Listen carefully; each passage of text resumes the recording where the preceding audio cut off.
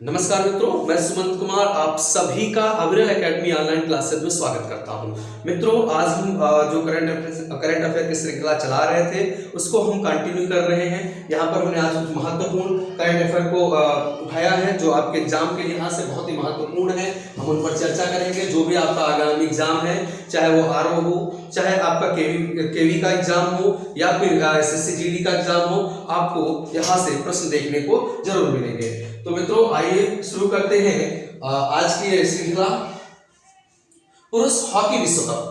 पुरुष हॉकी विश्व कप की अगर बात करें तो मित्रों, पुरुष हॉकी विश्व कप जो खेला जाएगा 2023 में, ये इंडिया के उड़ीसा में खेला जाएगा। ये कहाँ खेला जाएगा? भारत में खेला जाएगा। और भारत में कहाँ खेला जाएगा?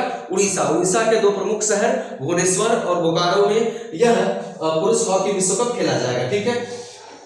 अगला जो है आगामी जो ग्रीष्मकालीन ओलंपिक है वो कहां आयोजित किए जाएंगे, इससे भी प्रश्न देखने को एग्जाम में मिलता है।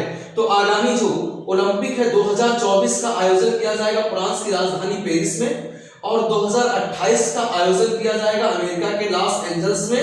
ठीक है। और 2032 का जो ग्रीष्मकालीन ओलंपिक होगा इसका आयोजन कहां किया जाएगा? ऑस्ट्रेलिया के ब्रिस्बेन में किया जाएगा। तो ये जो आगामी ग्रीष्मकालीन ओलंपिक के जो प्लेस निर्धारित हैं उनसे भी प्रश्न पूछता है। ठीक है। अब्देल फतह अल सीसी आखिर चर्चे में क्यों आए? तो ये मिस्र के राष्ट्रपति अब्देल फतह अल सीसी जो हमारे जो 2023 का जो गणतंत्र दिवस मनाया जाएगा उसके क्या होंगे? मुख्य अतिथि होंगे। कौन? अब्देल फतह अल सीसी। इससे पहले मित्रों मैंने आपसे चर्चा की थी कि जो प्रवासी भारतीय दिवस जो मनाया जाएगा 2023 में, उसके मुख्य अतिथि होंगे मोहम्मद इरफान अली, गुयाना के राष्ट्रपति मोहम्मद इरफान अली। ठीक है। तो वो मुख्य अतिथि होंगे। तो अभी जो जनवरी में 2023 में जो कार्यक्रम होने वाले गणतंत्र दिवस और प्रवासी भारतीय दिवस दोनों के मुख्य अतिथि यहाँ पर जिक्र किए गए हैं। और जबकि बता दें 2020 और 2021 में कोविड के चलते यहाँ पर जो मुख्य अतिथि आते थे गणतंत्र दिवस पर, कोई भी किसी भी व्यक्ति को मुख्य अतिथि के तौर पर बुलाया नहीं गया। तो अब्दुल फतेह अल सीसी कौन है? मिस्र के राष्ट्रपति हैं जो आगामी गणतंत्र दिवस 2023 में क्या होंगे? मुख्य अतिथि होंगे। मिस्र के क्या है? राष्ट्रपति हैं। माता अमृतानंद माई को अम्मा भी कहा जाता है। क्या कहा जाता है? अम्मा भी कहा जाता है। तो माता अमृतानंद माई को C20 का क्या बना दिया गया? G20 का ही एक ऑफिशियल समूह है, उसका नाम क्या है? C20।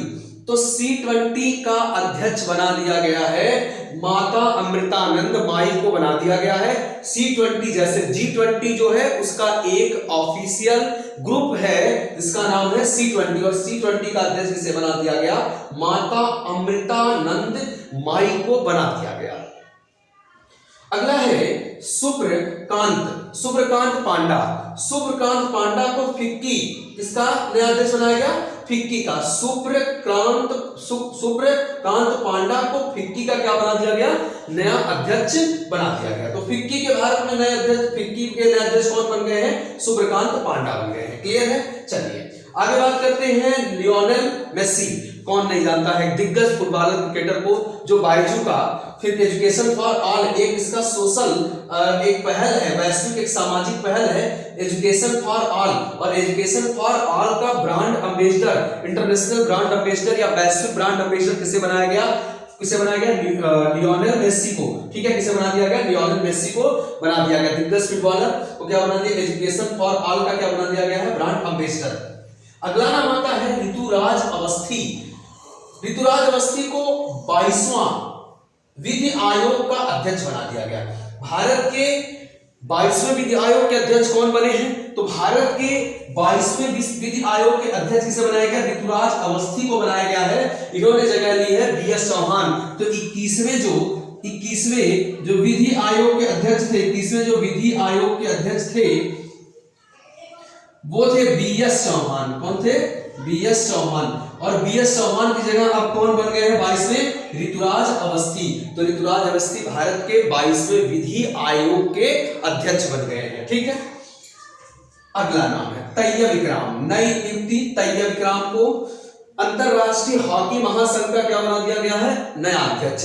तो अंतरराष्ट्रीय हॉकी महासंघ का नया अध्यक्ष किसे बनाया गया है? तो अंतरराष्ट्रीय हॉकी महासंघ का नया अध्यक्ष तैयब इकराम को बनाया गया। इससे पहले बहुत दिन तक इस पद पर भारत के नरेंद्र बत्रा कौन रहे हैं अंतरराष्ट्रीय, उनकी जगह पर अब किसे नया बना दिया गया? तैयब इकराम को बना दिया गया है। ठीक है, अगला आता है बीसीसीआई के भी अध्यक्ष बदले और आईसीसी के भी अध्यक्ष बदले। तो बीसीसीआई का अध्यक्ष अगर हम बात करें तो आपका हो जाएगा रोजर बिन्नी, लेकिन यहां पर आईसीसी इसका है आईसीसी इंडियन क्रिकेट काउंसिल, जिसका मुख्यालय कहां है? दुबई में है। कहां पर है? दुबई में। और तो आईसीसी का नया अध्यक्ष ग्रेग बार्कले को बनाया गया। ग्रेग बार्कले को बनाया गया। किसे बनाया गया है? ग्रेग बार्कले को आईसीसी का नया अध्यक्ष।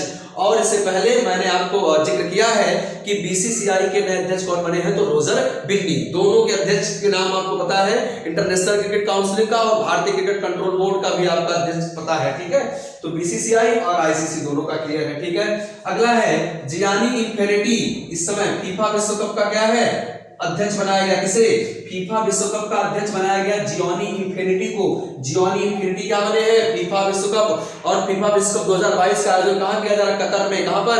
कतर में किया जा रहा है। ठीक है, अगला है अरुण कुमार गोयल। अगर बात करें भारत के चुनाव आयुक्त किसे बनाया गया? नए चुनाव आयुक्त अरुण कुमार गोयल को। भारत का जो चुनाव आयुक्त है वो 3 सदस्यीय है। उसमें एक मुख्य सदस्य होता है। भारतीय संविधान का अनुच्छेद 324 भारतीय निर्वाचन आयोग के बारे में बताया गया है। निर्वाचन आयोग किस अनुच्छेद में है? तो निर्वाचन आयोग 324 में। किसमें है? 324 में। और कितने सदस्य हैं? 3। एक मुख्य होता है, 2 अन्य होते हैं। ठीक है, एक मुख्य होता है और 2 अन्य होते हैं। तो ये जो मुख्य है राजीव कुमार, इस समय भारत के मुख्य चुनाव आयुक्त या भारत के मुख्य चुनाव आयुक्त कौन है? तो आपका जवाब होगा राजीव कुमार।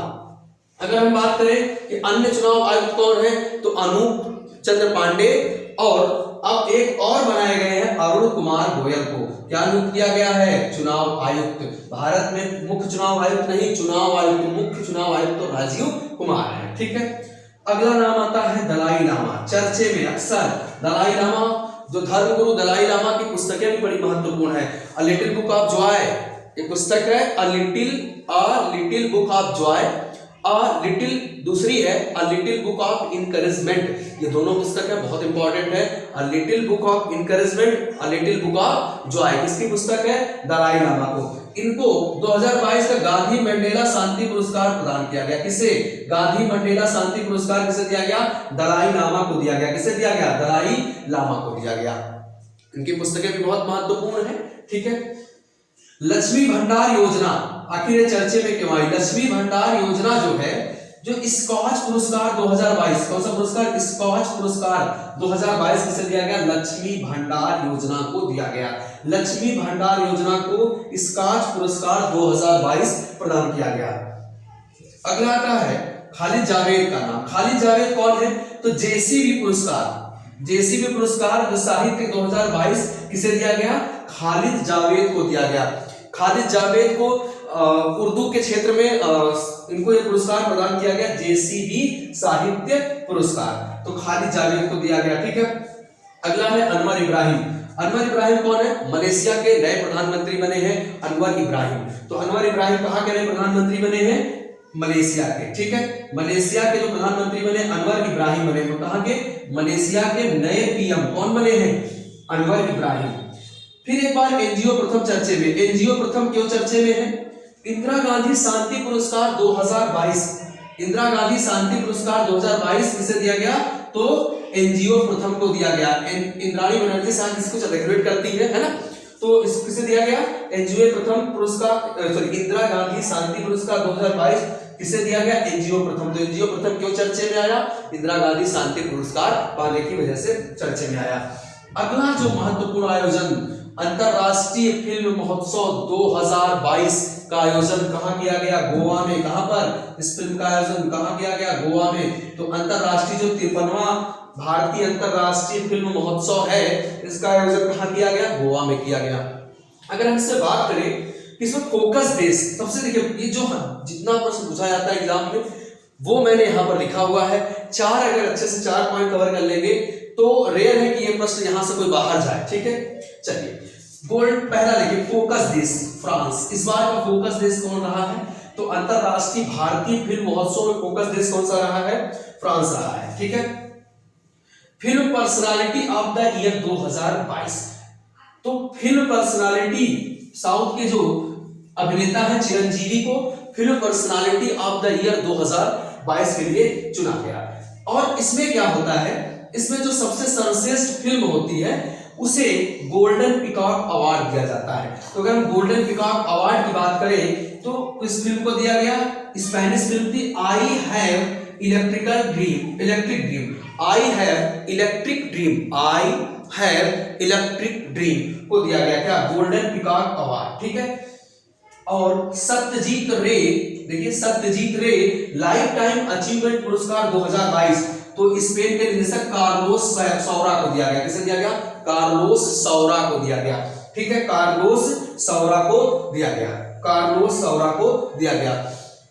मित्रों, हमने यहाँ पर महत्वपूर्ण करंट अफेयर की चर्चा की, जो भी इस समय चर्चे के विषय थे मैंने यहाँ पर आपको चर्चा की। हमने उस बात पे हम चर्चा करते, हम इस सटीकता को ध्यान में रखते हुए चर्चा करते ताकि आपके एग्जाम के लिहाज से जो भी आप लेक्चर देखें आपके सीधा आपको प्रश्न देखने को मिले। ठीक है, और कोशिश हमारी यही रहती है कि बेहतर से बेहतर आपको कंटेंट दिया जाए ताकि आपके एग्जाम के लिए काफी हेल्पफुल हो।